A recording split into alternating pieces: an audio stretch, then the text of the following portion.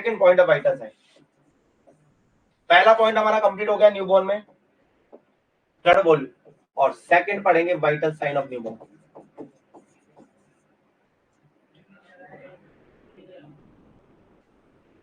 Vital sign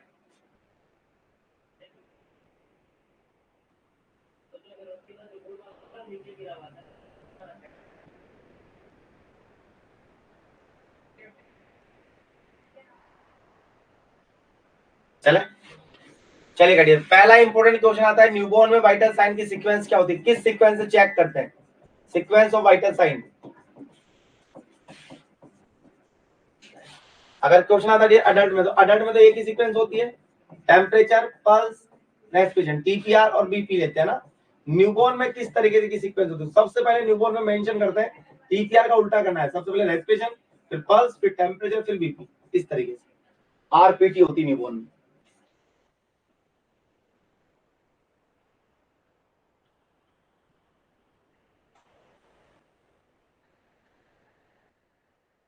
ठीक है,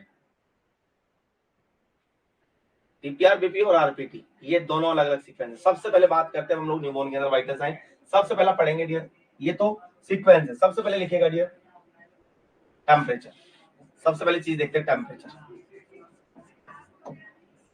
temperature क्या होता है डियर? तो बच्चों के अंदर हीट लॉस और हीट बैलेंस के बीच, balance between heat production and heat loss, balance between heat production and heat loss, heat production और हीट लॉस के बीच का जो बैलेंस होता है, उस बीच के बैलेंस को क्या बोलते हैं हम लोग? टेम्परेचर बोलते हैं। अब सुनो भैया इंपॉर्टेंट चीज,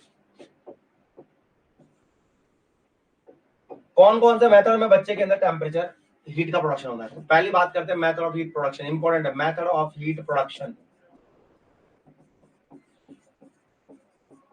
पहली चीज तो यही पढ़ते हैं कौन कौन से मेथड से हीट का प्रोडक्शन। देखो बाकी तो टेम्परेचर आप लोगों को वाइटल साइन टोटली अडल्ट के तो फंड हम पढ़ाए जाएंगे, हम न्यूबॉर्न के वाइटल साइन की बात कर रहे हैं ना। तो मेथड ऑफ हीट प्रोडक्शन के अंदर सबसे पहले दिए ऑक्सीडेशन ऑफ फूड। जब बच्चा खाना खाएगा, ब्रेस्ट फीडिंग करेगा, तो जब फूड का ऑक्सीडेशन होगा, मेटाबॉलिज्म होगा, तो उससे हीट का प्रोडक्शन होता है। जैसे कि बात करें तो अगर 1 ग्राम कार्बोहाइड्रेट खाते हैं तो लगभग 4 किलो कैलोरी हीट का प्रोडक्शन होता है। अगर आप 1 ग्राम प्रोटीन खाते हैं तो लगभग 4 किलो कैलोरी हीट का प्रोडक्शन होता है। और आप लगभग 1 ग्राम फैट खाते हैं तो सबसे ज्यादा हीट का प्रोडक्शन होता है 9 किलो कैलोरी, है ना। इसके अलावा सिवरिंग, जब भी आप में सिवरिंग होती है, जब भी आप में सिवरिंग होगी तो सिवरिंग में क्या होगा? हीट का प्रोडक्शन होगा। सिवरिंग क्या करती है? ठंड लगती है आप लोगों को, तो ठंड के अंदर बॉडी में क्या होती है? हीट का प्रोडक्शन होता है।